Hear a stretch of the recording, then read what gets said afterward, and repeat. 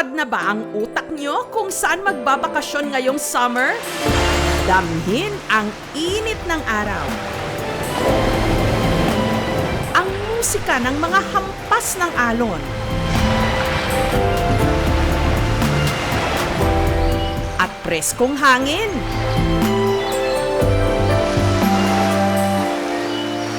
Sa puting-puting sandbar na ito na 3 kilometro ang haba.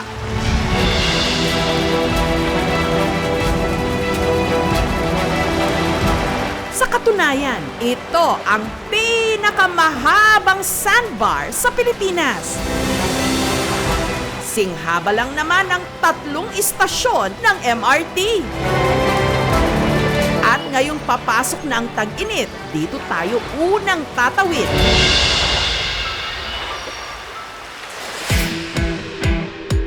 At sa iba pang mga isla rito na dating kinatatakutan, pero ngayon bukas na sa mga turista.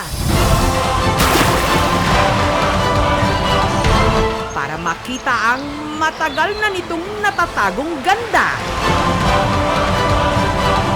Tara! Tawid-tawid tayo sa mga napaka-exotic na isla ng Tawi-Tawi.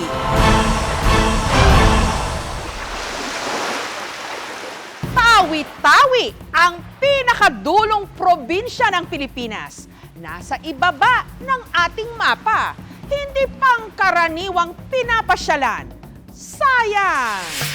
Sa mga nailimbag na mga lumang mapa ng Pilipinas, ang mga islang ito hindi kasama. Gayong ang probinsyang ito ang nasa pinakadulo. Kuta ito noon ng mga terorista, kaya pinangingilagan. At sa mahigit 7,000 mga isla ng Pilipinas, 100 islets ang narito. Napahirapan pang puntahan. Layo-layo kasi. Kaya ang pangalan ng probinsyang ito, hango sa salitang Malay na Jawi-Jawi, nang ibig sabihin malayong-malayong lugar. Kasabay ng mga tigil putukan at paghupa ng banta ng terorismo, ang unti-unting pagsigla ng turismo rito.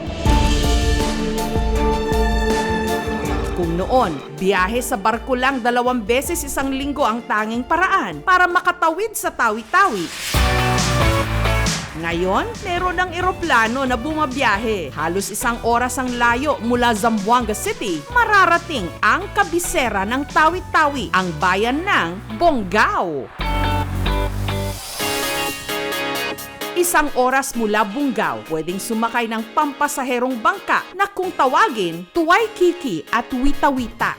500 pesos ang pamasahe. Pero dahil limitado ang biyahe, ang iba nagrerenta ng speedboat.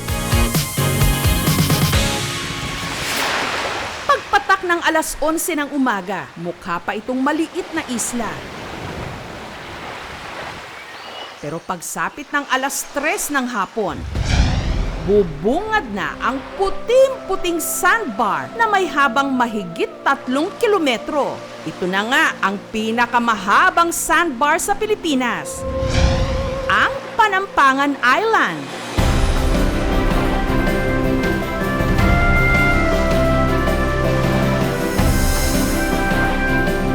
Sa puting-puti nitong buhangin na napapalibutan ng kumikinang sa linaw na tubig, mapapa-video ka, pang reels at TikTok.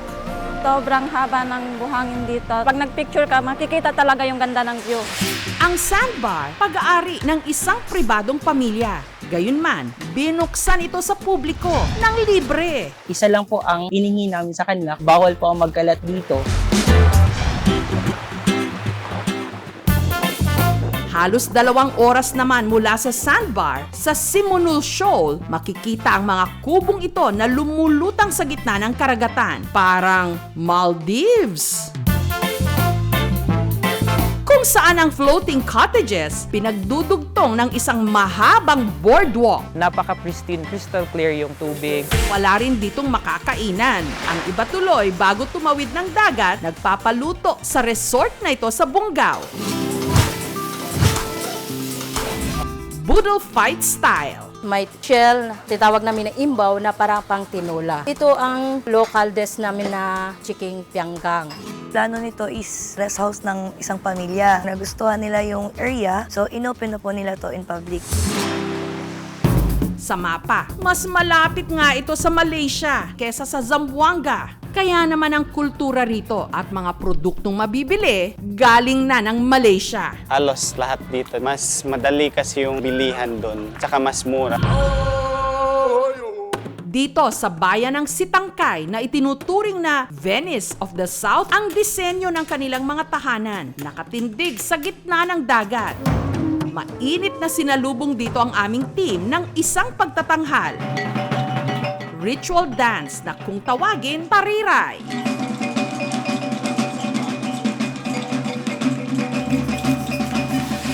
Ang pangunahin nila ritong transportasyon, mga bangka na meron pang serial number. Paraan daw ito para ma-monitor kung merong dayo. Pag wala silang license, pwede silang hulihin. Pati ang sentro ng kanilang komersyo o palengke, nakalutang din sa tubig. Nahahawig sa floating market ng Thailand. Ito ang pamosong Sitangkay Floating Market. Maaga pa lang, dagsa na ang mga bangkero't bangkera sa paghahanda ng kanilang ititinda.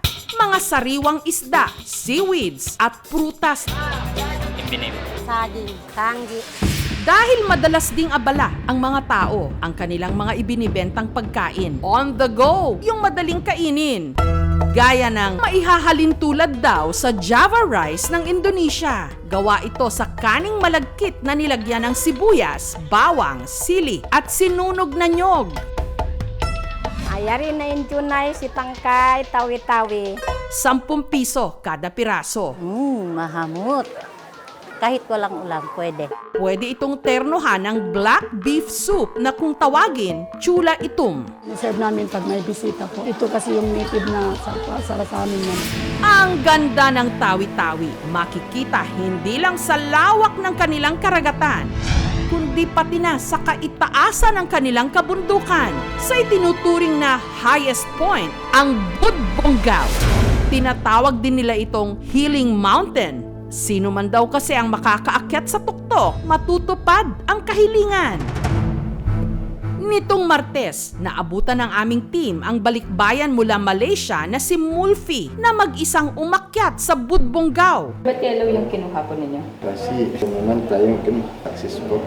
Second time naman, 13 years naman eh. Heritage namin naman, kausog. Kasipan lasa. Nagbaon pa siya ng saging pero hindi para pang merienda, kundi pasalubong sa makakasalubong niyang mga unggoy. Para maakyat ang summit ng Budbonggao, kailangang bagtasin ang 2,000 steps. Successful. Sulit naman daw, lalo't ganito kagandang view ang naghihintay.